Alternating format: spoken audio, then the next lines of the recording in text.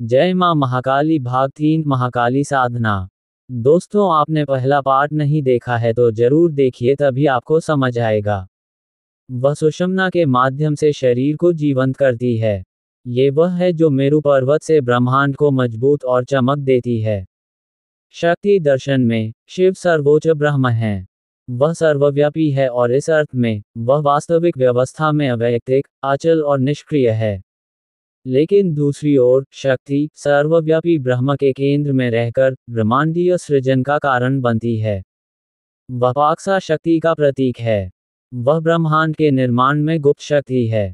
ब्रह्मांडीय सृजन में हम जो कुछ भी देखते हैं वह दिव्य मां की दिव्य अभिव्यक्तियां हैं। शक्ति छिंद स्वरूपिणी है। वह शुद्ध आनंदमय चेतना है। ब्रह्मा, विष्णु और महेश्वर शक्ति के निर्देशों का पालन करते हुए अपने कार्य करते हैं। ब्रह्म और शक्ति एक हैं। इस गूढ़ अर्थ में शिव और शक्ति भी एक हैं। शिव स्वभाव से निर्गुण हैं। शक्ति के संपर्क में आने से वे सगुण बन जाते हैं। यहाँ एक बात ये भी जान लें कि माया और प्रकृति एक हैं और माया शक्ति के गर्भ में है। इस अर्थ में सभी जीव माया के भीतर हैं। माया केवल सृजन में ही संभाव्य नहीं है, माया प्रलय की स्थिति में भी संभाव्य है। इस अद्भुत ब्रह्मांड में सर्वोच्च शक्ति सर्वव्यापक है। वह ब्रह्मांडीय सृजन की आदि शक्ति है। इस ब्रह्मांड में ऐसा कोई स्थान नहीं है जहां सर्वोच्च शक्ति का प्रभाव वास्तव में विद्यमान न हो।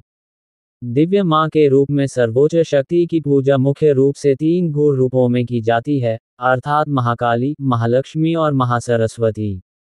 तीनों रूप एक ही दिव्य मां से संबंधित हैं। तीनों रूप एक प्राकृतिक मां की महिमा में धारणाओं की तरह प्रेम, देखभाल और प्रवाह के आदर्शों से ओतप्रोत हैं। मोटे तौर पर हम इस दिव्य मां की अवधारणा में उनके दिव्य गुणों के 2 पहलू देखते हैं, जिन्हें ब्रह्मांडीय भ्रम और ब्रह्मांडीय उद्धार के रूप में जाना जाता है। वह सभी मनुष्यों को इस रहस्यमयी जंजीर में बांधती है और अपनी चंचल कृपा से उन्हें अपने ब्रह्मांडीय भ्रम रूप में जन्म और मृत्यु के चक्र में घुमाती है। इन 2 पहलुओं को अविद्या माया और विद्या माया के रूप में भी जाना जाता है।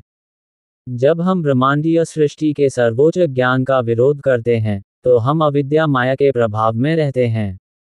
देवी मां को उनके अविद्या माया रूप में प्रकृति के रूप में पहचाना जाता है। जब जीव अविद्या माया के प्रभाव में आता है तो वह सोचता है कि वह इस दुनिया में हर चीज का करता है। वह भोगता भी है। इस प्रकार वह अविद्या माया के प्रभाव में अपने शरीर में और उसके आसपास होने वाली हर चीज के साथ खुद की पहचान करता है। यहाँ व्यक्तिगत आत्मा फिर से अपने जीवन की हर अच्छी चीज को अपने प्रयासों से और अपने जीवन की हर बुरी चीज को ईश्वरीय कृपा से इनकार करने की स्थिति में बताने के लिए भ्रमित हो जाती है। दिव्य मां अपने विद्या माया रूप में तब प्रकट होती हैं जब चित्त शक्ति जागृत होती है और मनुष्य रास्ते में आने वाली सभी बाधाओं के बीच आध्यात्मिक ज्ञान की ओर तेजी से आगे बढ़ता है। कैनोपनिषद में इस संबंध में एक सुंदर कथा है। कथा इस प्रकार है। एक बार देवतागण असुरों पर विजय पाकर फूले नहीं समाये। उन्होंने मन ही मन सोचा कि असुरों पर विजय केवल उनके ही प्रयासों का परिणाम है। यह उनके पराक्रम और बल का परिणाम है। ये देखकर भगवान ने सोचा कि देवताओं का ऐसा सोचना ठीक नहीं है। देवताओं को तो अपने आचरण में दैवी गुणों का आदर्श होना चाहिए। उन्हें अपना अहंकार नहीं दिखाना चाहिए। इसलिए उन्हें सबक सिखाना चाहिए और उचित मार्ग पर लाना चाहिए। ऐसा सोचकर उन्होंने देवी माता की सहायता ली और देवताओं पर माया का प्रयोग किया।